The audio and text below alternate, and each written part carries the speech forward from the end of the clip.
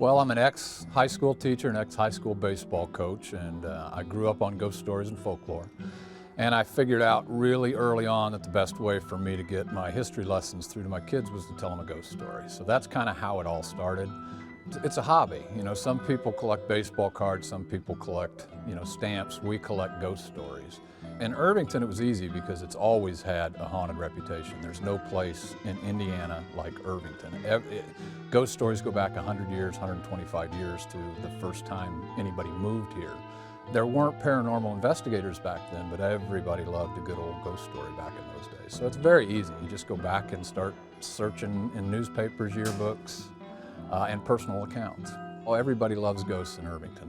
The Halloween festival's here, and it just has, since 1946, it's been a celebration of Halloween and all things spooky. It was an easy transition because Irvington's a special place, but it rests on a ley line, which is an energy line that goes back, predates men, and that seems to draw spirit energy into the areas that we go investigate. We talk to people that have had encounters, and then we go and try to find out why they're having an encounter, if there's a reason they would have an encounter, and try to match up that story with someone who may have lived in the house or come through the area. We hooked up with the Irvington Halloween Festival 13 years ago, and they wanted to do something like this, so we put it together, we researched it, and the first tour, I think, we had about 50 people, and now we get up to 300 people on a tour. So things have changed over the years. At first, it was hearing and experiencing the history of Irvington. Then it became more people wanted to come out to see a ghost. Well, I'm not that good. I can put you in a place where something might happen, and it is an active ghost tour. I mean, there are places on this tour where we have spirit activity, where we've had people taking pictures and getting full body manifestations, and we have several places where people actually get touched on the tour. We have a couple places that we literally have to warn people, be on your toes because this is an active area. I can tell you there's always at least one person on a tour, at least one person that comes in that is a non-believer and he leaves a believer. I won't tell you why that is, but you can tell, and I see it. I've talked to thousands of people over the years, and it kind of starts out a certain way where you can see in their faces they're expecting one thing and they're getting something completely different. So I hate to call them converts, but I would say they are less skeptical than when they started.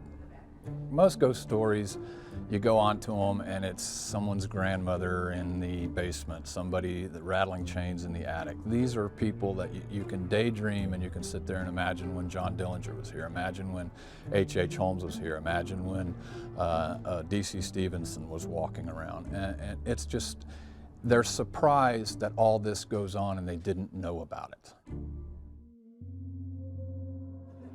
This is the one place in Irvington that you can come to that is evil ground. It doesn't matter where you stand, you're in it. This is the area where America's first serial killer came through, a man by the name of H.H. Holmes. Has anybody read Eric Larson's book, Devil in the White City? That's about H.H. Holmes in the 1893 Chicago World's Fair. They claim that he killed over 200 people. We will never know. He admitted to killing 28. Holmes himself was a University of Michigan graduate with a medical degree. They sent him through, he became a doctor, and he was bad from the start. He came up with a plan. His plan was to build a hotel in time for the 1893 Chicago World's Fair. 28 million people went to that fair. That's over 1/2 of the entire population of the country at the time.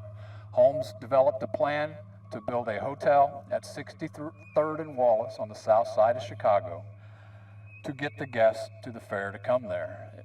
Many of those guests never checked back out. It was a very special hotel, 3 stories tall, designed with windows that did not open, doors that locked only from the outside, open gas valves in each of these rooms.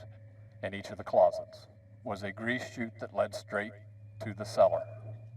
What was waiting at the end of those grease chutes?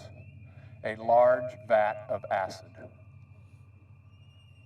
By the time he came through here in Irvington, where you're standing, the fair was over. Cops had found out about some of the strange goings on, and they were chasing him.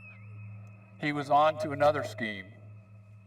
He had taken the children of his business partner, a man by the name of Benjamin Peitzel, put $10,000 insurance on each of these kids' head, and he shuttled them around the Midwest from Cincinnati to Indianapolis up into Canada. He was being chased by a detective from the Pinkerton Detective Agency out of Chicago, a man by the name of Frank Geyer.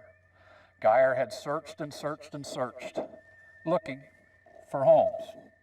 He came to Irvington and he showed this picture to the real estate agent down at the railroad station.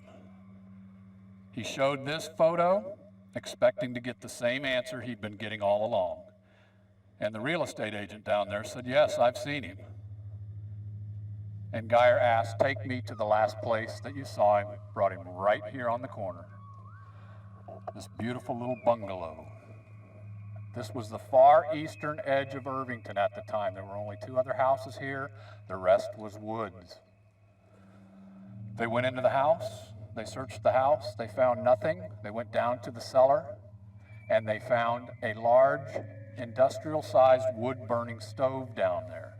They dug around in this stove through the ashes, and they found a human jawbone with teeth in it. It belonged to 10-year-old Howard Peitzel. Geyer went down to telegraph back to Chicago that he'd found something, and meantime he had stopped at the 2 houses between here and the railroad depot. The first was the blacksmith shop, and he asked and he showed the picture, "Have you seen this man?" And he said, "Yes, I saw him and I didn't like him." He said, "He asked me to sharpen his scalpels. I sharpened them razor sharp. He brought them back an hour later and said, 'They aren't sharp enough, sharpen them again.'" And the name that Holmes was traveling under when he came through Irvington was not H.H. Holmes. He was going under the name of Dr. Cook. People come out because they know they're going to have fun. They know that I'm passionate about it, and they know that I'm willing to answer all their questions on Irvington, tell them why I love this community, and I think I'm pretty persuasive in getting people to really love Irvington. It's that passion that I have that I hope will lead them out to study history. If I just have one person walk away from this tour with an interest in history, I think I've done my job. Our tours are designed to bring people back into Irvington. Come during our non-scary hours and eat at the restaurant, shop in the shops, spend time here, because it's just a great, great community. This is a really, really cool place. And if it's this cool in the dark, how cool is it in the daytime?